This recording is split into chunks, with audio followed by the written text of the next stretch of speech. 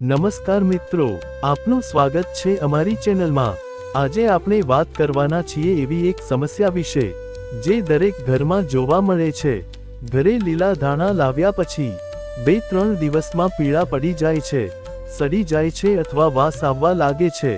પરંતુ મિત્રો, આજે હું તમને બતાવીશ એવી સરળ અને અજમાયેલી ટિપ્સ જેની મદદથી તમે લીલા ધાણા 15 દિવસ સુધી એકદમ ફ્રેશ રાખી શકો છો।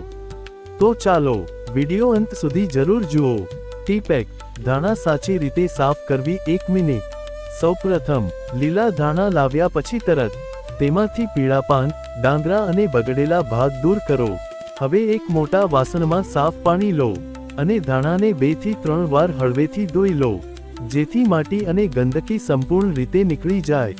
યાદ રાખજો, ધાણા મસળીને ધોવા નહીં તો પાન તૂટી જશે। ટીપ 2, સંપૂર્ણ રીતે સૂકવવું। 1 મિનિટ। ધાણા ધોઈ લીધા પછી આ સૌથી મહત્વપૂર્ણ સ્ટેપ છે। ધાણાને કોઈ સ્વચ્છ કપડા પર ફેલાવી દો અથવા છાણણીમાં રાખી દો। ઓછામાં ઓછા 30 થી 45 મિનિટ સુધી તેને હવામાં સંપૂર્ણ રીતે સૂકવવા દો। એક બૂંદ પણ પાણી રહી જશે તો ધાણા ઝડપથી ખરાબ થઈ જશે। ટીપ 3, પેપર ટાવેલ પદ્ધતિ। 1.5 મિનિટ।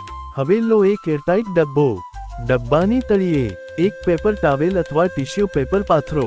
હવે તેમાં ધાણાને ઢીલા ઢાળે રાખો, ઉપરથી ફરી એક પેપર ટાવેલ મૂકો અને ઢાંકણ બંધ કરો। પેપર ટાવેલ વધારાની ભેજ શોષી લે છે અને ધાણા લાંબા સમય સુધી ફ્રેશ રહે છે। ટીપ 4, ફ્રીજમાં સાચી જગ્યા। 1 મિનિટ। આ ડબ્બાને ફ્રીજના વેજીટેબલ ટ્રેમાં રાખો, ફ્રીજના દરવાજા પાસે નહીં, કારણ કે ત્યાં તાપમાન બદલાતું રહે છે। આ રીતે રાખશો તો ધાણા 10 થી 15 દિવસ સુધી તાજા રહેશે। ટીપ 5, બોટલ પદ્ધતિ। 2 મિનિટ। જો ધાણા બહુ વધારે હોય તો આ પદ્ધતિ અજમાવો। ધાણાને ધોઈને સંપૂર્ણ સૂકવી લો। હવે એક સૂકી પ્લાસ્ટિક અથવા કાચની બોટલ લો, ધાણાને ડાંગરા નીચે અને પાન ઉપર રહે એવી રીતે બોટલમાં મૂકો, ઢાંકણ સારી રીતે બંધ કરો અને ફ્રીજમાં રાખો। આ પદ્ધતિથી ધાણા 15 દિવસ સુધી લીલા અને ફ્રેશ રહે છે। શું ન કરવું? 1 મિનિટ।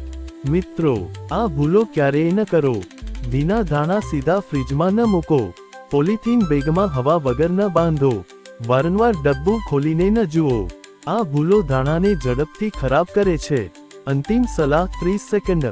જો તમે આ તમામ ટિપ્સને સાચી રીતે અનુસરો તો તમારા લીલા ધાણા 15 દિવસ સુધી એકદમ ફ્રેશ રહેશે, રસોઈનો ટેસ્ટ પણ વધશે અને પૈસા પણ બચશે।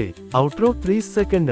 મિત્રો, જો તમને આ માહિતી ઉપયોગી લાગી હોય તો વિડીયોને લાઈક કરો, ચેનલને સબસ્ક્રાઇબ કરો અને આ ટિપ્સ તમારા મિત્રો સાથે શેર કરો। ફરી મળીશું એક નવી ઉપયોગી માહિતી સાથે। ધન્યવાદ।